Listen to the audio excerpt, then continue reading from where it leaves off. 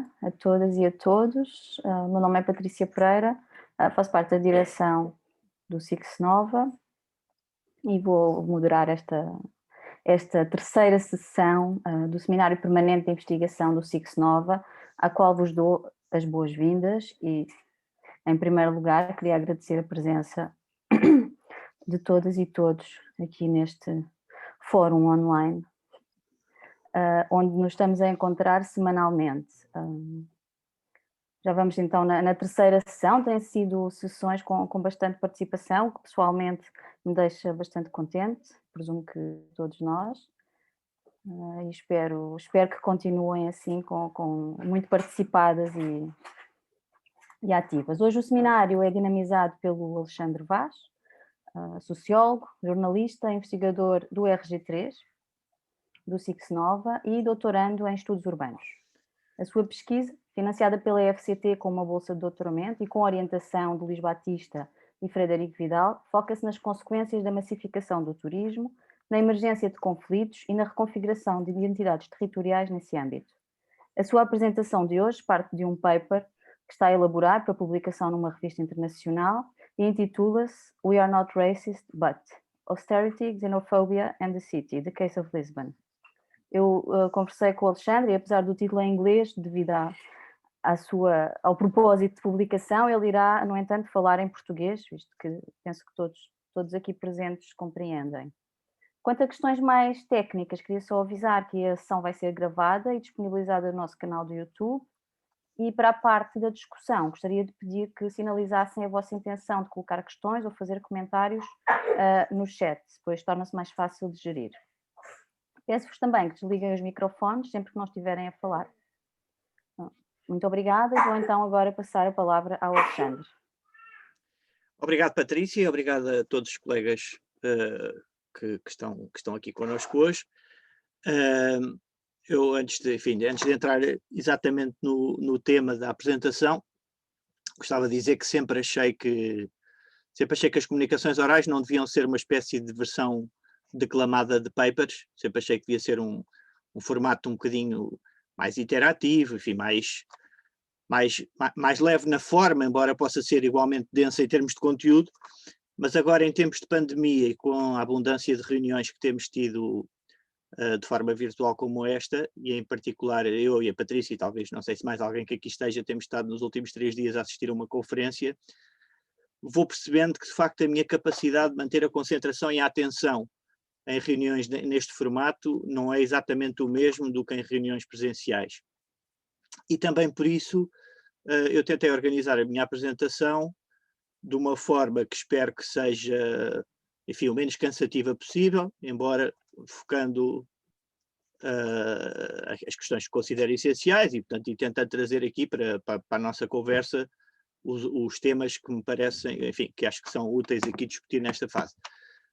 Eu vou lançar uma apresentação PowerPoint que julgo que ajudará a guiar, enfim, esta apresentação.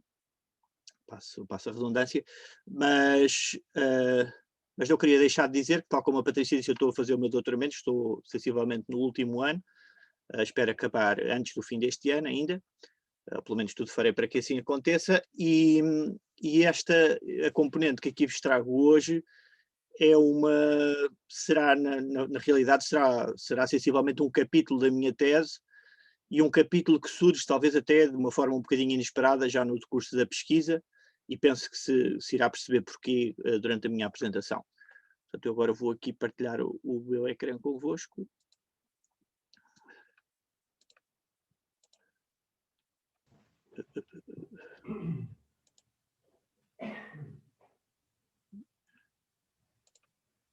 Bom, estão a ver, não é? Penso que sim. Vamos avançar para o segundo slide. Portanto, este primeiro slide que temos aqui traz um... Está toda a gente com as câmaras desligadas, eu espero que me estejam... Não, aqui já há pessoas com câmaras ligadas, eu gosto de estar a ver pessoas. Desculpem. Ui. Pronto, aqui vamos nós. Este primeiro slide que nós temos aqui é um grafite nas ruas de Lisboa, que tem uma mensagem bastante, penso que autoexplicativa, que é a ideia de que os refugiados são bem-vindos, mas que os Golden Visa não. E já lá vamos mais adiante. Eu, nesta apresentação, vou tentar estabelecer uma relação entre a problemática que me proponho analisar e o contexto de crise, no caso português, enfim, penso que será do conhecimento de todos, uma vez que somos todos, ou penso que somos todos, conhecemos todos a realidade portuguesa dos últimos anos, a forma como o problema apareceu nas páginas de jornais, revistas e na internet, a opinião generalizada das pessoas na rua e não só, e depois uma breve reflexão, enfim, que tenta cozer as diferentes pontas deste problema. Como penso que todos sabemos, em Portugal, na sequência da grande crise financeira de 2008, acabou por enfim, por precipitar uma série de acontecimentos. Olá. Alguém tem que desligar o microfone. Pronto, mas como eu ia dizendo, em Portugal a crise financeira de 2008 acabou por precipitar uma série de acontecimentos que atingiram o seu pico máximo, penso eu, que é unânime reconhecer em 2011, quando o governo português formaliza um pedido de ajuda financeira e entra em Portugal, enfim, aquilo que ficou conhecido como a Troika. Esta situação é interessante, é trágica, mas é interessante se pensarmos que agora, exatamente 10 anos depois, estamos a entrar por força de circunstâncias muito diferentes, numa outra crise, talvez bastante maior ainda que esta, outra crise financeira, em consequência da pandemia, e, portanto, o problema que eu aqui identifiquei no decurso da minha pesquisa, eu penso que encontra terreno fértil para eventualmente se agravar ainda mais nos próximos anos. Eu no decurso do meu doutoramento, uma das coisas que percebi, e a Patrícia disse sumariamente qual era o tema do meu doutoramento, há uma reivindicação de que os processos de transformação urbanos, nomeadamente os conduzidos pela intensificação da procura turística e pela dita gentrificação, que é uma coisa bastante mais complexa às vezes do que nós queremos pensar, tem duas consequências fundamentais. Uma delas é o inflacionamento do mercado habitacional, portanto a subida do preço das rendas e da venda das casas, e uma outra é a perda de referências e de sustentabilidade de um estilo de vida que era tipicamente associado aos bairros que estão em processo de transformação. E uma destas consequências mais vezes citadas na bibliografia, não só na bibliografia, mas que as pessoas, quando interpeladas com questionários, mais vezes identificam como um dos problemas com que se confrontam em consequência destes processos de transformação, é aquilo que é a transformação do comércio. E então eu, quando estava a começar a minha pesquisa de campo, tive uma ideia um pouco louca, um pouco talvez excessivamente ambiciosa até, que foi na freguesia que eu me propunha estudar com maior resolução, tentar identificar todas as lojas e os ramos de negócio em que elas operavam. E quando comecei a fazer isso, a minha freguesia de estudo é a freguesia de Santa Maria Maior, portanto que apanha o Castelo, a Alfama, a Moraria, abaixo ainda uma parte do Chiado. Eu comecei a percorrer a pé todas as ruas e fui identificando todas as lojas, de acordo com uma tipologia que eu próprio estabeleci, que foge um bocadinho àquelas que são as oficialmente identificadas pelo Ministério das Finanças ou pela autarquia, que não permitem a leitura que a mim me interessava mais, e fui percebendo, identifiquei nesta freguesia, que tem 1,5 km quadrado, portanto é uma área muito pequena, 2.287 estabelecimentos comerciais. E uma das coisas que começou a sobressair desta análise foi, de facto, um grande número de lojas daquilo que vulgarmente se identificam como lojas asiáticas, que é um pouco o assunto que nos traz aqui hoje nesta apresentação, e que, como eu digo aqui, destes 2.287, um terço dos estabelecimentos são espaços de restauração, aliás, como seria, penso eu, previsível numa zona de serviços como a Baixa de Lisboa, mas a segunda categoria que ocorre mais são as lojas codificadas como lojas de recordações, codificadas por mim, lojas de souvenirs, digamos assim. E estas são 205 lojas, portanto, nestas 2.287, das quais uma grande parte são exploradas por pessoas ou do Bangladesh, ou da Índia, ou do Paquistão, algumas por chineses. Também outros ramos de negócio, como as lojas de eletrónica e telecomunicações, que vendem telemóveis, capas de telemóveis, essas coisas têm uma proporção muito grande enfim, são exploradas por pessoas, são propriedade ou são geridas por pessoas imigrantes provenientes da Ásia. E, portanto, é um facto, independentemente da opinião que possamos ter sobre ele, que nesta zona da cidade, não só nesta zona, mas nesta zona em particular, existem de facto muitas lojas que as pessoas tendem a dizer que o indiano, o chinês, enfim, essas categorias que depois em português vernáculo às vezes resvalam para categorias até um pouco, enfim, marcadas do ponto de vista racial, às vezes até injustamente, mas é um pouco sobre isso que vamos falar. A primeira parte daquilo que eu queria, enfim, discutir aqui é esta ideia da imprensa como um lugar onde se constrói uma imagem. Enfim, isto seria interessante ouvir a vossa opinião no final da apresentação, porque isto é um jogo de vai e volta, portanto é sempre difícil saber se as coisas se aparecem na rua, se aparecem nos jornais, e qual é o caminho que fazem entre os dois. Tipicamente é um caminho circular, não é, que se alimenta reciprocamente, mas a ideia de que a imprensa de facto ajudou a propagar esta ideia de que existe uma questão com as lojas asiáticas em Lisboa.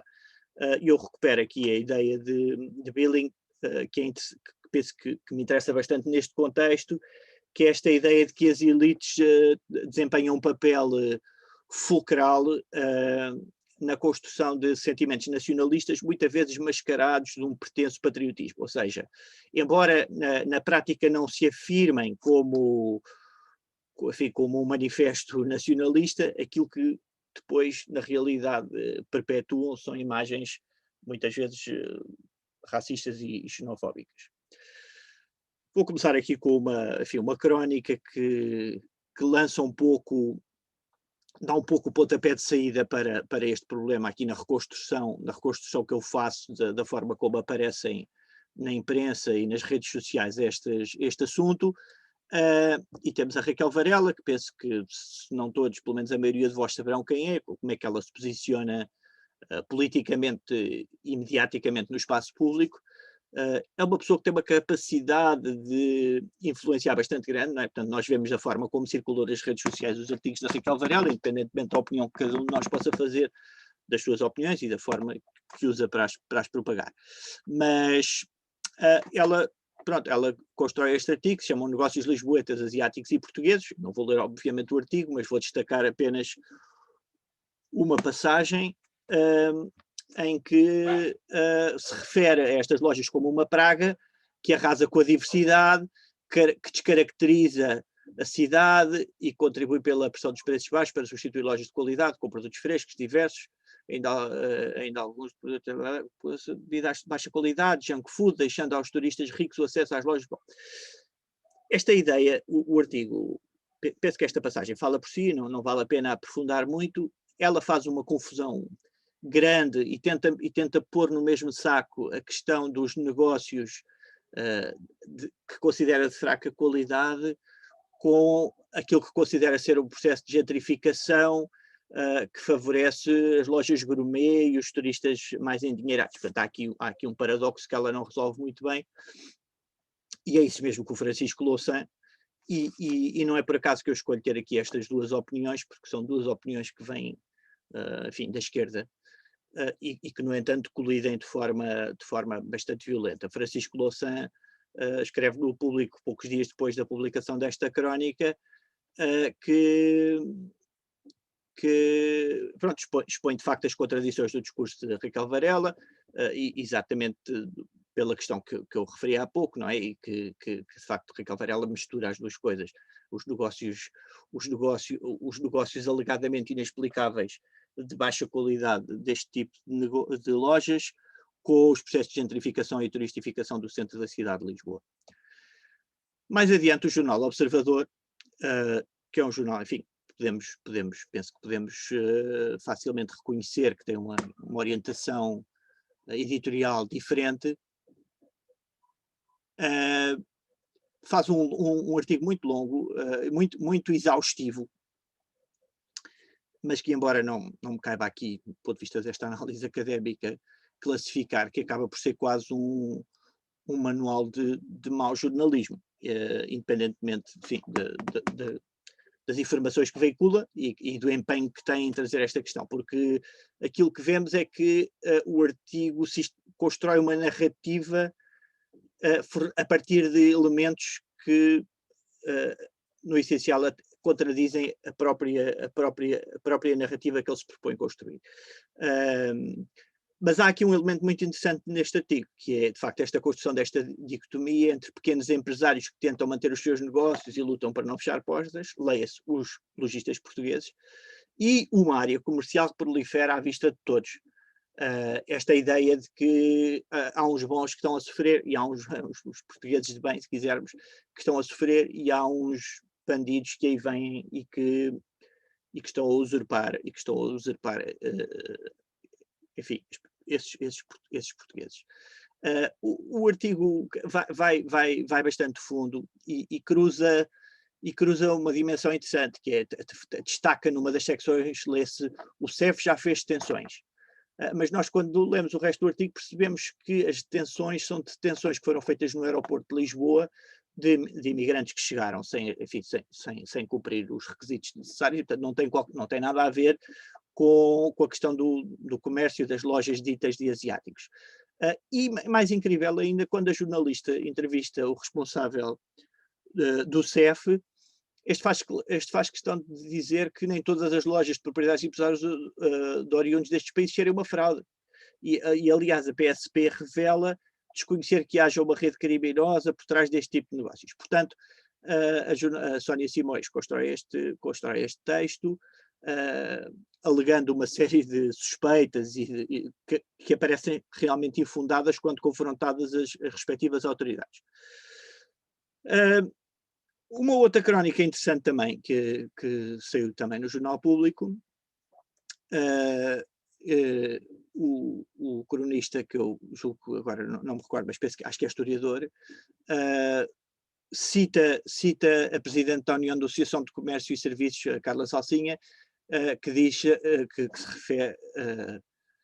se queixa do impacto deste ramo de negócio na sustentabilidade do comércio convencional. Como se as lojas que os migrantes asiáticos exploram não fossem comércio convencional. A questão aqui é aquilo que distingue este negócio, a única coisa que não é convencional neste negócio é, digamos assim, a nacionalidade das pessoas que exploram as lojas. Eu vou agora saltar aqui das páginas dos jornais para outros exemplos, nomeadamente um que saltou recentemente novamente para a ordem do dia, que é a questão do reordenamento da Praça do Martim Moniz. Como talvez saibam, foi entretanto suspenso o projeto que havia sido proposto, na sequência até de um conjunto de protestos que fazem parte destas imagens que eu aqui trago, e foi aberto um processo participado para encontrar uma solução para aquela praça. Enfim, todo o processo do Martim Moniz daria pano para mangas, podíamos falar hoje só sobre isso, mas não foi isso que decidimos fazer.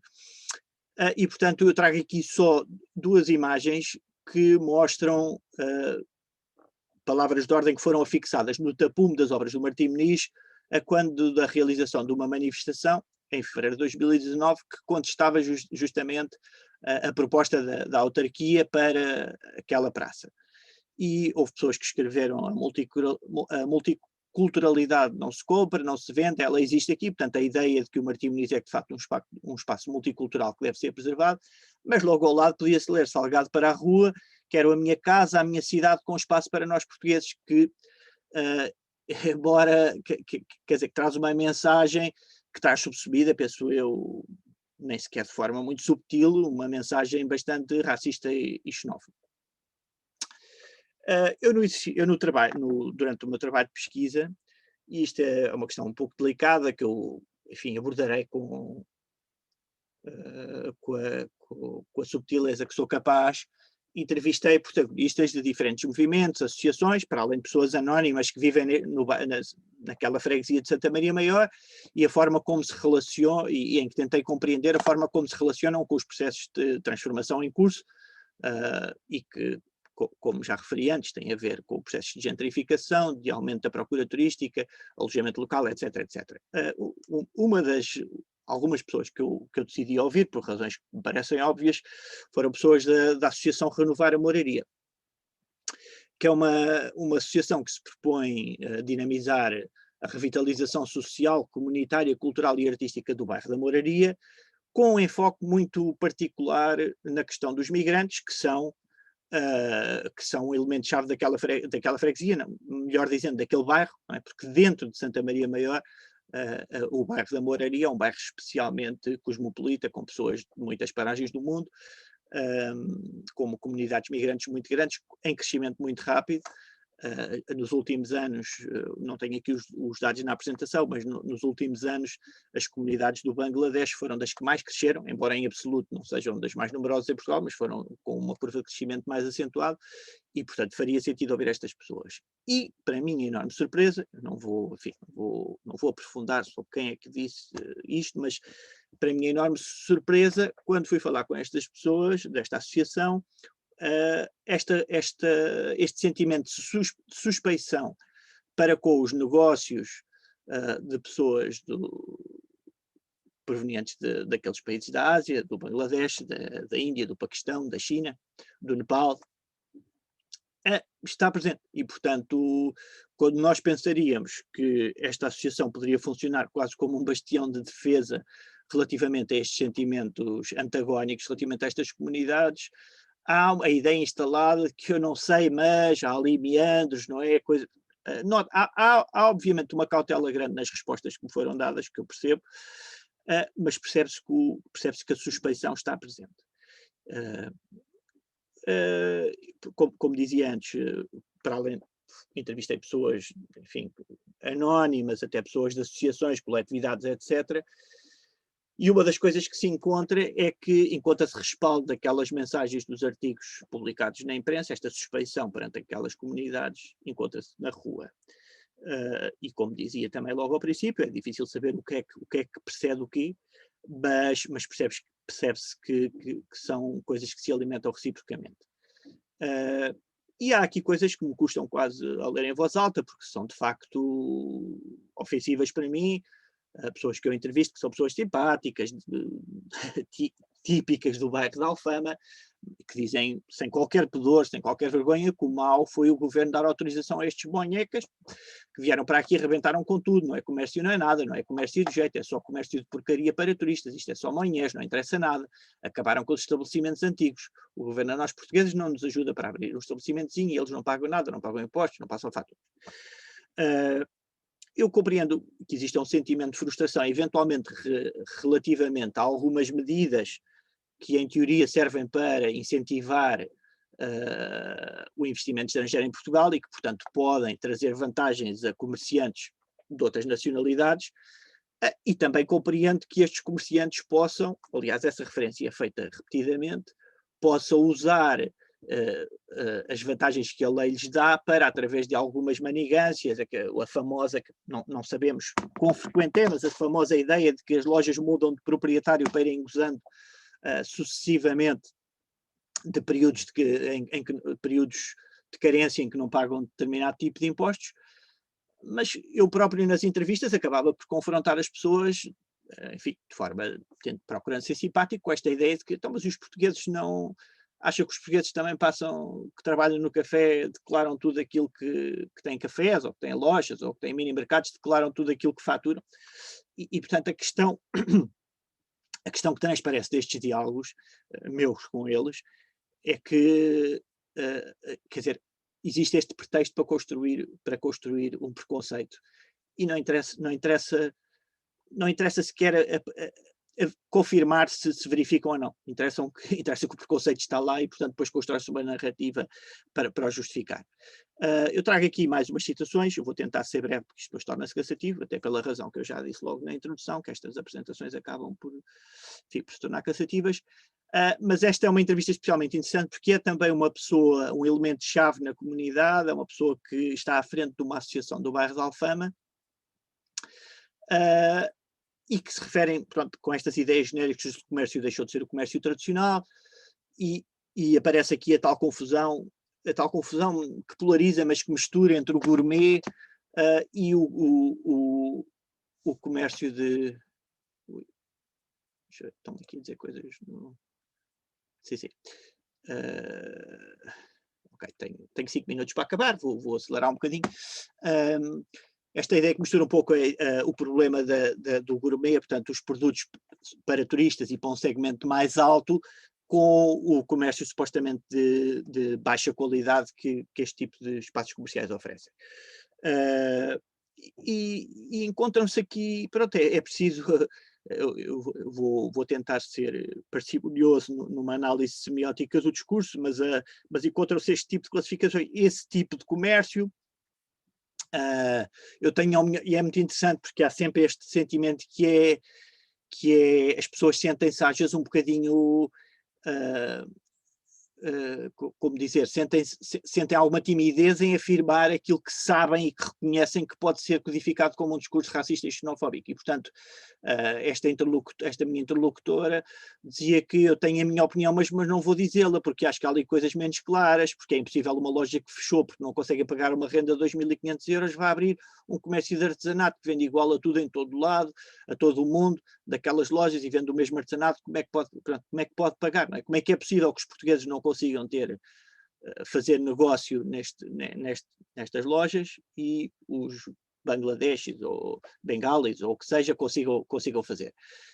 Pronto, há a malta que tem umas teorias, pronto, há sempre esta ideia de que há uma teoria, que é uma espécie de uma teoria da conspiração, mas que não se encontra muito forma de concretizar.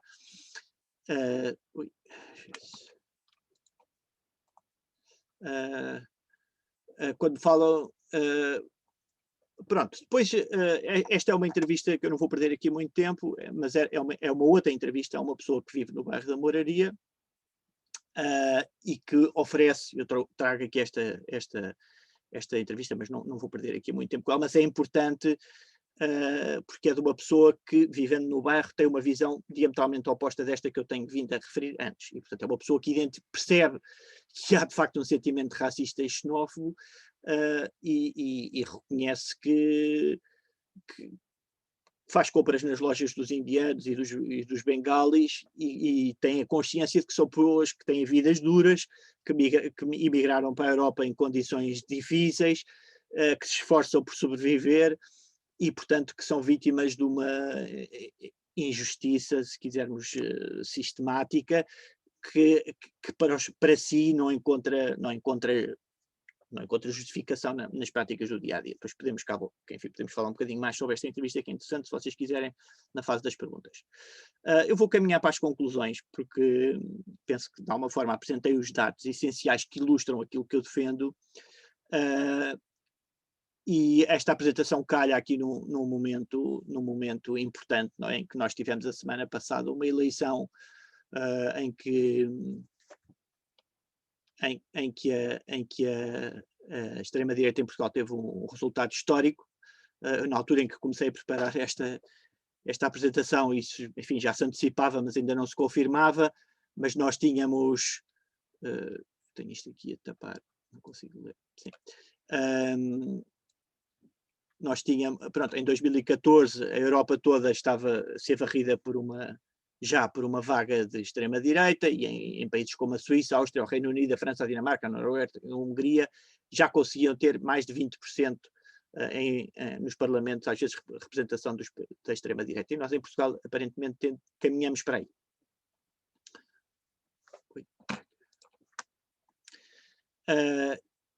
Também é interessante referir que ontem ou anteontem, se não me falha a memória, cumpriu-se mais um aniversário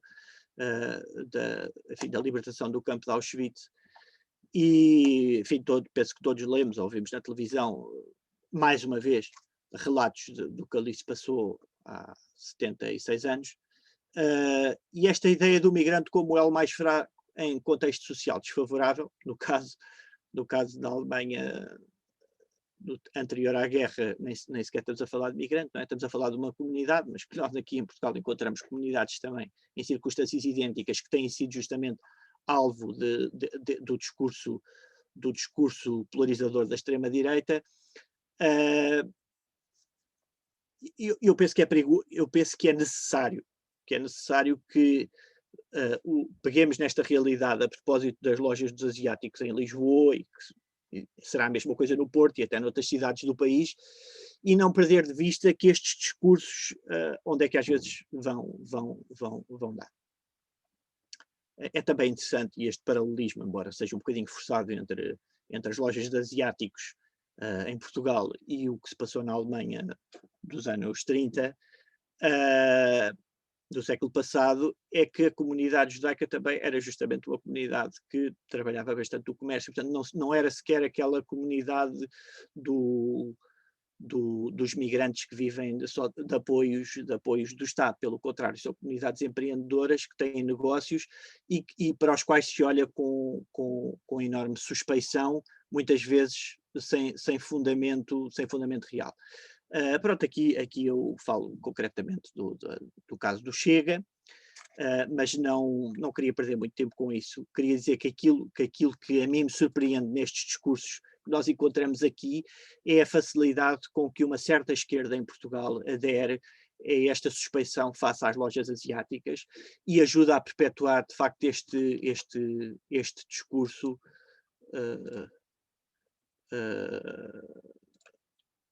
discurso de, enfim, racista e xenófobo.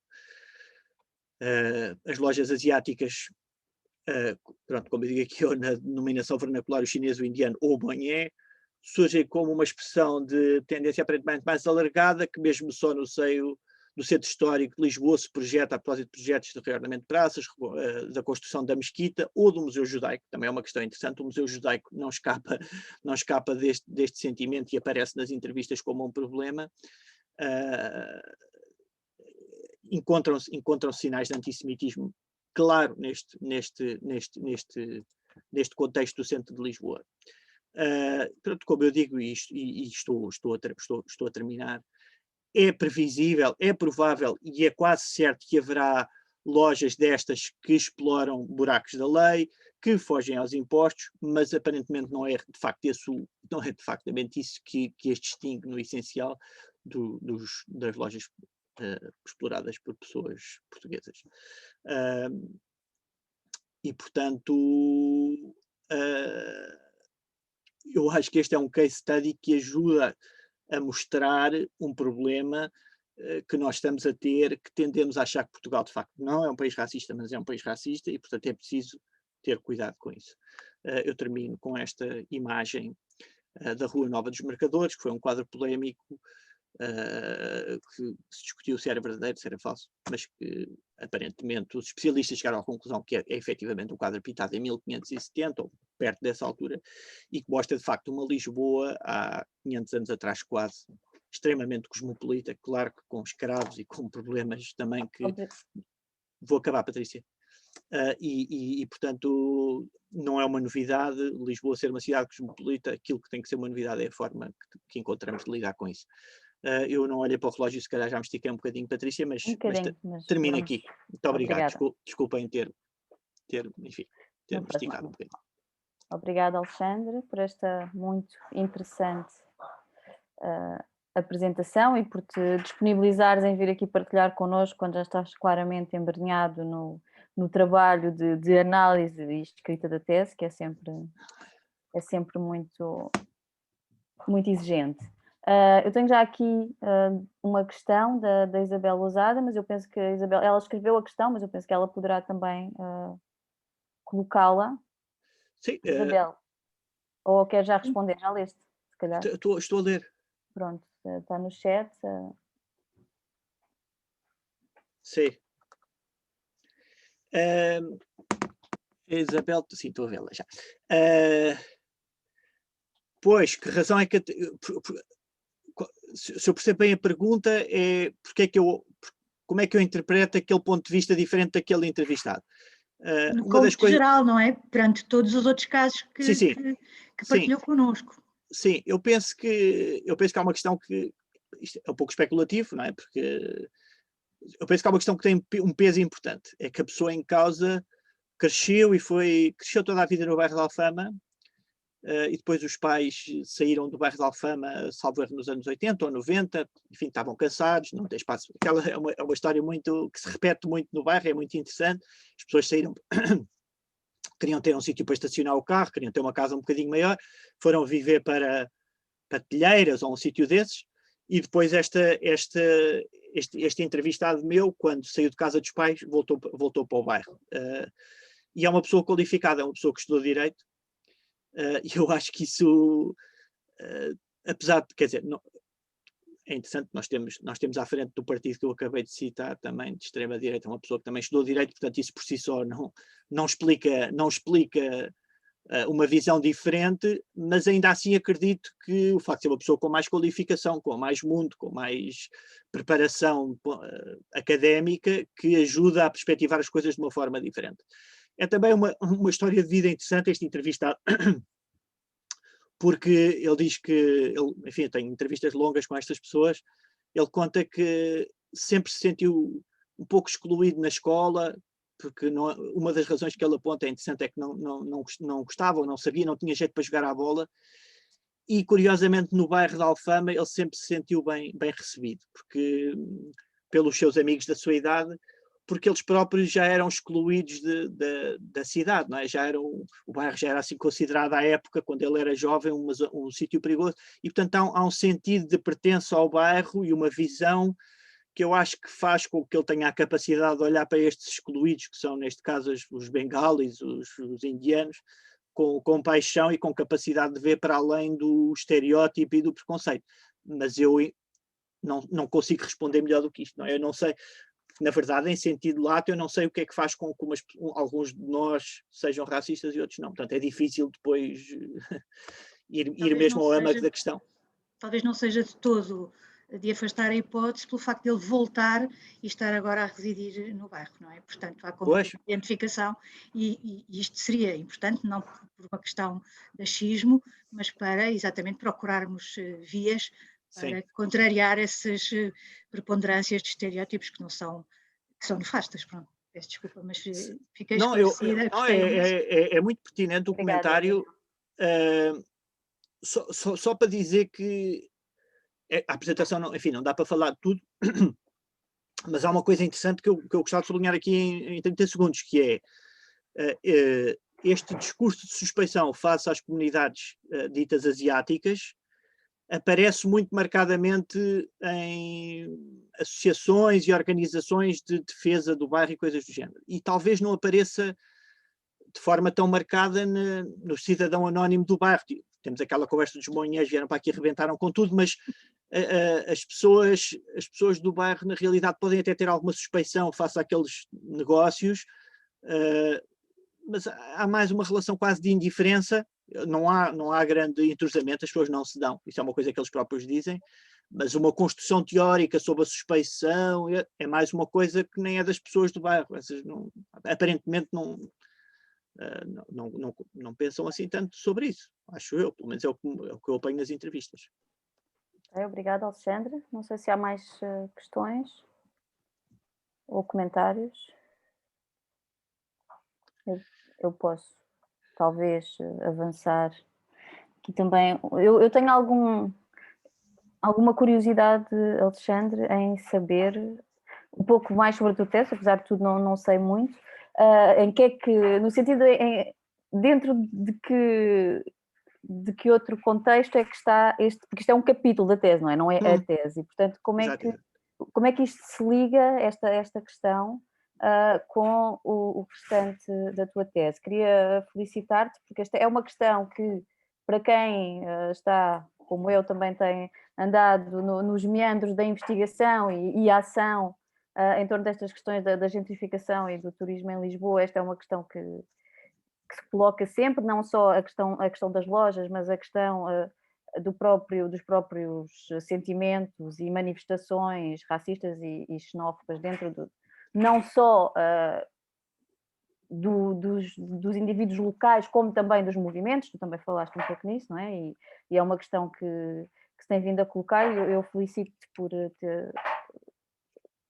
vires mesmo responder a estas questões e levantar, sobretudo, estas questões da parte da academia, não é? Mas gostava de saber, dentro do que é que tu enquadras, dentro do restante da tese, como é que surge este capítulo? Sim, obrigado, Patrícia. Pronto, há duas ligações muito óbvias. Uma nasce justamente aquilo que eu disse logo no início da apresentação, que é a ideia de perceber o comércio está-se a transformar e está-se a transformar como? Eu não tive tempo, obviamente, porque isso seria, enfim, passaríamos uma manhã inteira a falar sobre isso, mas há aqui um elefante na sala, que é, no caso da transformação do comércio, nós encontramos, de facto, este padrão de substituição daquilo que aparece codificado como comércio tradicional pelas lojas dos asiáticos. E há duas coisas importantes aqui. Por um lado, é que esse não é um padrão exclusivo ao centro da cidade de Lisboa, nem sequer, julgo eu, a Lisboa.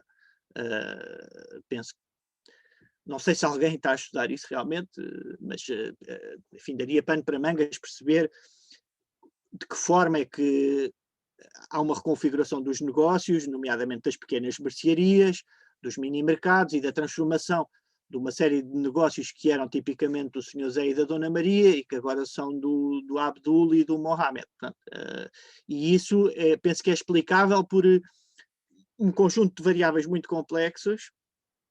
Há pessoas que identificam, e eu penso com razão, que há uma grande transformação do pequeno comércio que precede esta vaga e que tem a ver com as grandes superfícies, que causou, de facto, que muitas pequenas mercearias e lojas de bairro fechassem. E, aliás, uma coisa que eu acabei por não dizer na apresentação, mas que é muito importante, é que uma das categorias mais frequentes no meu inventário dos negócios daquela zona de Lisboa são as lojas fechadas ou devolutas. Portanto, não parece haver necessariamente uma disputa por espaços para abrir lojas, parece que há lojas vazias que poderiam ser abertas para outras coisas, e portanto o que parece, olhando para os meus dados, é que estes imigrantes vindos da Ásia estão a aproveitar uma oportunidade de negócio de explorar lojas que de outra maneira provavelmente estariam fechadas, e portanto esta ideia de que eles são a causa para o encerramento das lojas tradicionais não tem grande adesão à realidade. Depois há outra questão, que é aquela entrevistadora mais desbocada, que chama nomes aos indianos.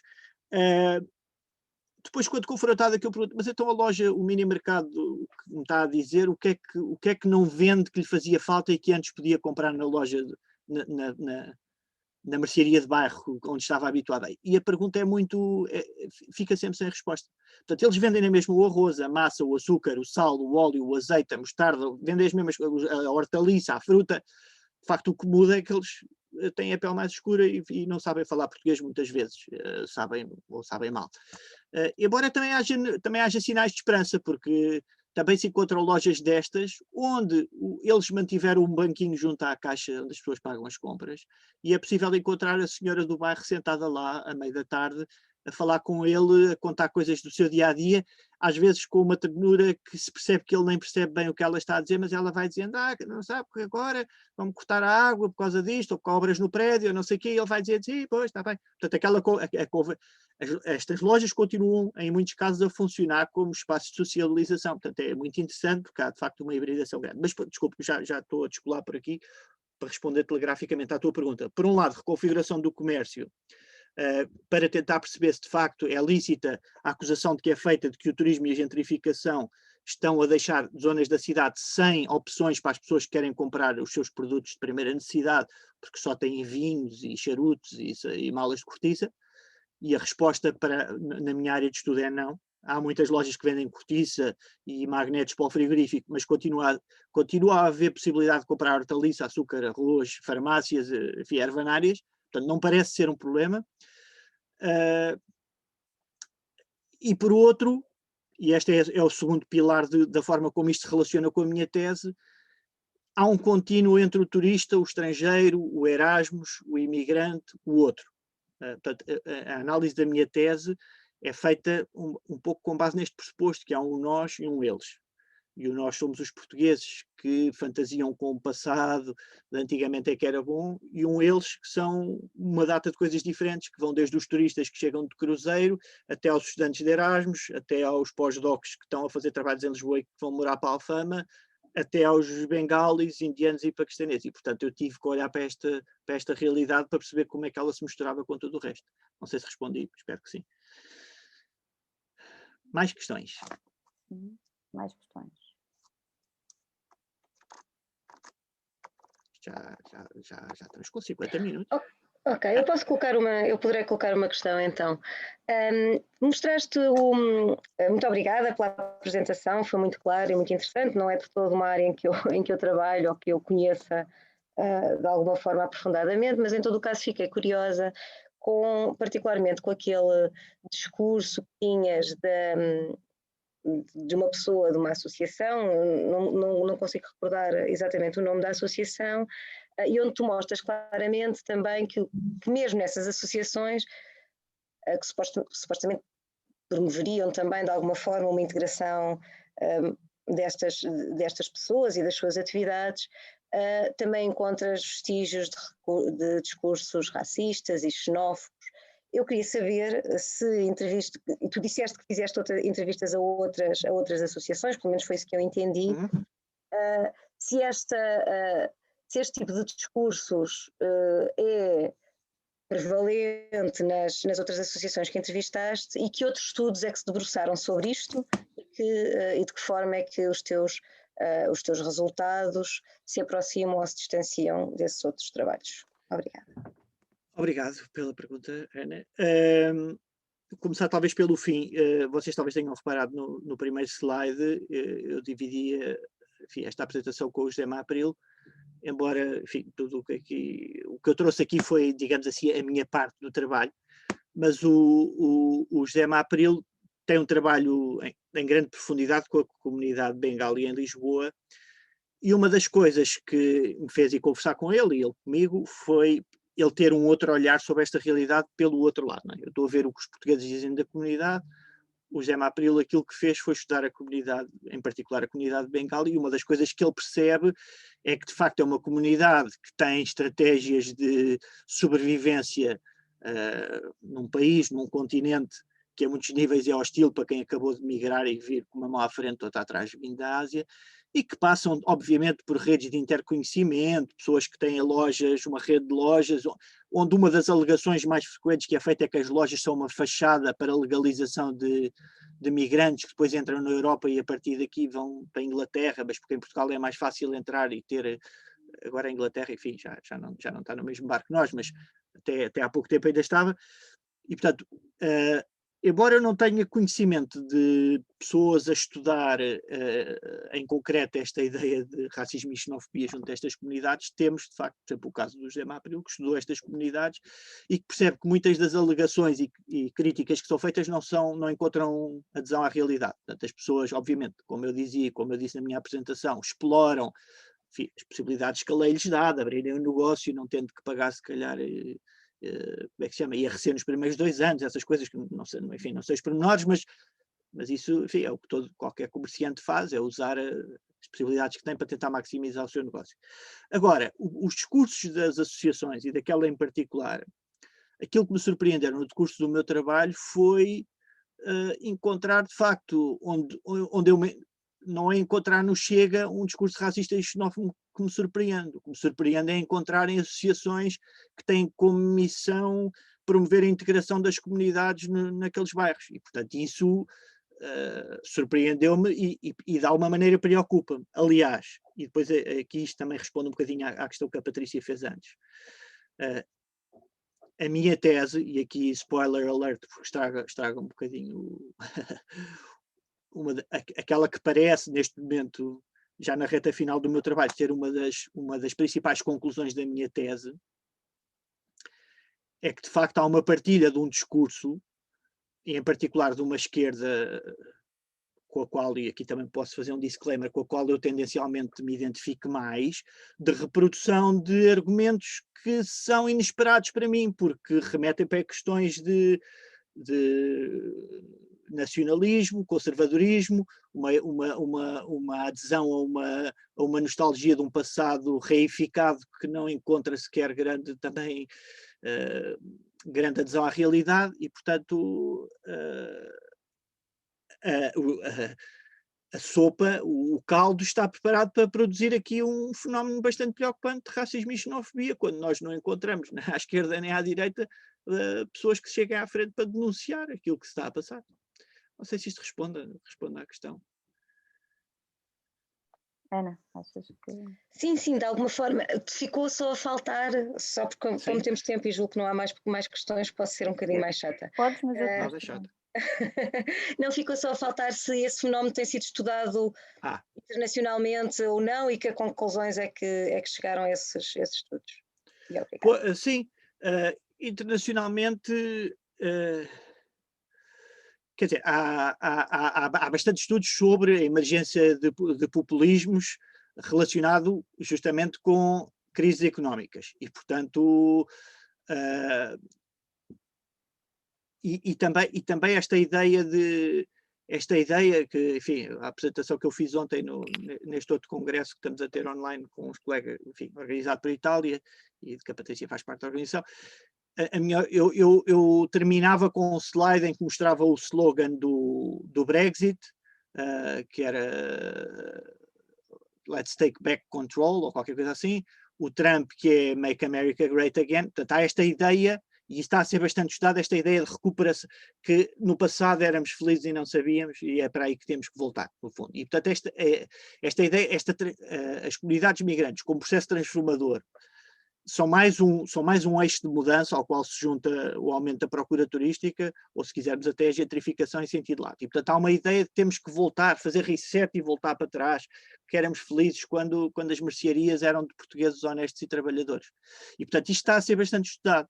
E preocupa-me em particular, a ideia de que vamos ter uma crise feia pela frente e não vejo que estas coisas vão melhorar, vejo que se vão intensificar, que o ódio pelo outro, a ideia de que há uns que estão a safar com lojas na Baixa de Lisboa, quer dizer, vender ímãs, se calhar não vão conseguir, com o Elétrico 28, se calhar vão ter problemas nos próximos 2 anos, mas a vender produtos de mercearia e provavelmente vão continuar a sobreviver e a prosperar. E, portanto, está a ser estudado, se calhar não especificamente as lojas de asiáticos nos centros urbanos, mas a questão de como as crises potenciam sentimentos nativistas, racistas, xenófobos, e penso que é o que estamos a assistir em Portugal. Só para, se calhar, complementar a tua resposta, Ana, também está a ser estudado e há vários livros, mais do que livros em editoras internacionais de renome, não é? Também esta coisa da turistofobia, não é? E a ideia, e também ligado, obviamente, à questão destes sentimentos xenófobos e racistas, uma turistofobia, sobretudo dirigida ao tal turismo de massas, não é? Não ao turismo de elite, mas ao turismo de massas, aquele turismo de pé de chinelo, não é? E acho que há vários estudos que podemos também, que certamente o Alexandre convoca, mas o que eu acho interessante no trabalho do Alexandre, e que eu acho que em Portugal ainda ninguém tinha feito, era também ligar estas duas coisas, não é? Estes discursos contra o turista e os discursos contra o lojista também serem uma e a mesma coisa. E acho que ainda ninguém, pelo menos no caso de Lisboa e de Portugal, acho que isto é uma novidade. Sim, não nas conversas, mas num trabalho de pesquisa sustentado e longo, não é? Mas é claro que quando saímos para conversar sobre estas questões, isto coloca-se sempre, não é? Vem sempre esta ideia. Só para complementar isso que estavas a dizer, Patrícia, a ideia de que a turismofobia é também o caso particular desta ideia de um outro abstrato. Até porque é muito interessante ver que as pessoas que criticam o turismo de massas, na maior parte das vezes são eles próprios turistas de massas, não é? Portanto, há esta ideia que há um outro pode ser o turista, pode ser o gentrifier, pode ser o indiano, ou o monhé, como a senhora lhe chama, ou o chinês. Há o outro, e o problema é o outro. E, portanto, há uma questão, e é isso um pouco que eu procuro fazer com a minha tese, é tentar desconstruir e perceber se há uma ideia de princípio ou se há uma reação epidérmica face a um outro abstrato perante períodos de falência de um conjunto de valores, se quisermos do Estado-nação, enfim, isso é mais complicado e e vou-me perder um pouco com isso agora se fosse por aí, mas sim, mas, as coisas relacionam porque o turista é o outro também. Eu só queria complementar aqui uns comentários de lado, mas só mesmo para acabar o que eu estava a dizer, que é uma.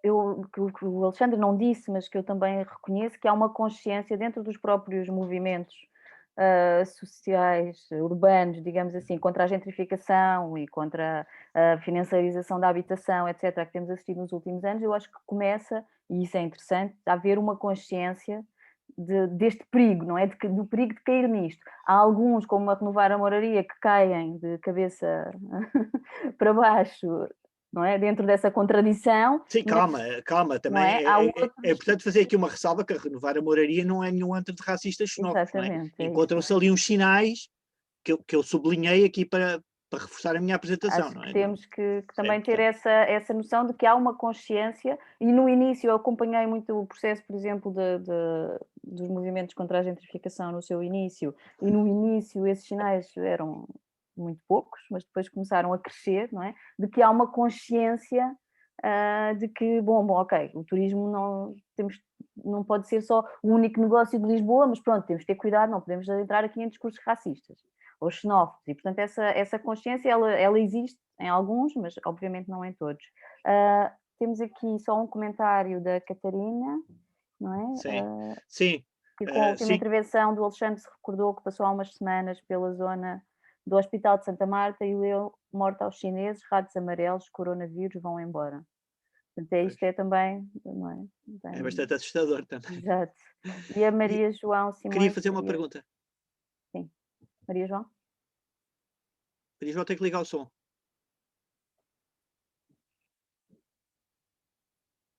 Tem que ligar o microfone. Ela estava distraída, não estava a encontrar.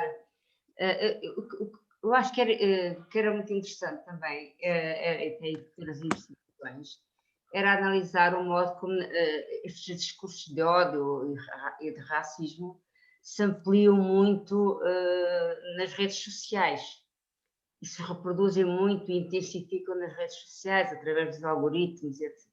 Acho que temos aqui um momento em que a situação se pode agravar muito, precisamente através das redes sociais. E acho que era uma pista interessante para futuras investigações. Era só isso, um comentário. Sim, as redes sociais são um manancial para estas coisas. Eu não aprofundei a pesquisa nas redes sociais, é um campo, enfim, por si só vastíssimo. Uma coisa que eu encontrei nas redes sociais e que é bastante interessante é como, por exemplo, grupos, e houve um grupo, a Patrícia conhece certamente, e alguns de vós também devem conhecer, houve um grupo no Facebook que foi, agora, enfim, perdeu bastante participação, mas foi muito popular durante algum tempo, era um grupo que se chamava Contra a Gentrificação de Lisboa, no Facebook. O grupo chegou a ter 4 mil utilizadores, que é bastante, à escala de uma cidade como Lisboa, pessoas estão preocupadas com a gentrificação, e há coisas, por exemplo, que a mim me surpreenderam, que é quando começou, por exemplo, a pandemia, e começaram a aparecer as primeiras notícias de que os hotéis estavam em perigo de falência, que o alojamento local estava a atravessar dificuldades grandes, apareciam de facto pessoas a comentar, por exemplo, nas redes sociais, coisas com um ódio visceral, do género, é bem feita, vocês é que tiveram a culpa de não sei o quê, que mostra uma falta de humanismo, ao mesmo tempo, mesmo podendo nós discordar de um modelo de negócio do alojamento local, que a mim me chocava, não é? Pessoas que supostamente estão preocupadas com a cidade de Lisboa e com o acesso, eu não consigo encontrar justificação para depois ter um ódio visceral, mesmo que seja contra uma grande multinacional que tem hotéis. Mas pronto, isso sou eu. E portanto as redes sociais de facto têm essa capacidade, às vezes, de ir buscar o pior de cada um de nós, e são um manancial para encontrar este tipo de sentimentos que às vezes são reprimidos noutros contextos, mas que ali, enfim, encontram o combustível. Muito obrigado pela sugestão.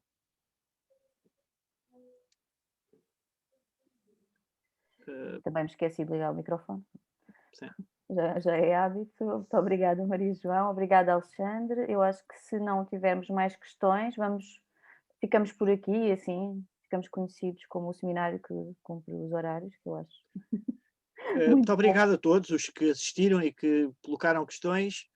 Espero que em futuras ocasiões em que eu possa falar do meu trabalho possamos enfim, discutir mais e trocar mais ideias, porque acredito que, embora, como eu dizia na abertura, este formato para mim esteja longe de ser ideal, pior do que este formato é não haver interação nenhuma, e portanto também queria agradecer às pessoas, enfim, que se propuseram a organizar estas sessões, e na medida possível, sempre que puder dar o meu contributo, sendo que agora tenho estado um bocadinho absorvido na escrita com o meu próprio trabalho, mas enfim, agradecer a todos os que estiveram presentes, os que participam, os que participarão em futuras ocasiões. Muito obrigado a todos. Muito obrigada a todos também, a todas.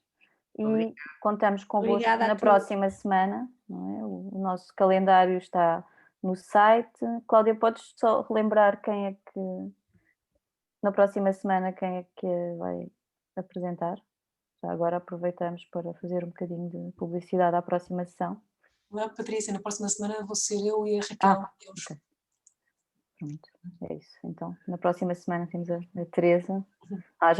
Ela já pôs ali do lado, portanto, o título tem no site também e nas nossas redes sociais. E, portanto, contamos com todos na próxima semana e nas seguintes. Obrigada mais uma vez, Alexandre. Obrigada a todas e a todos.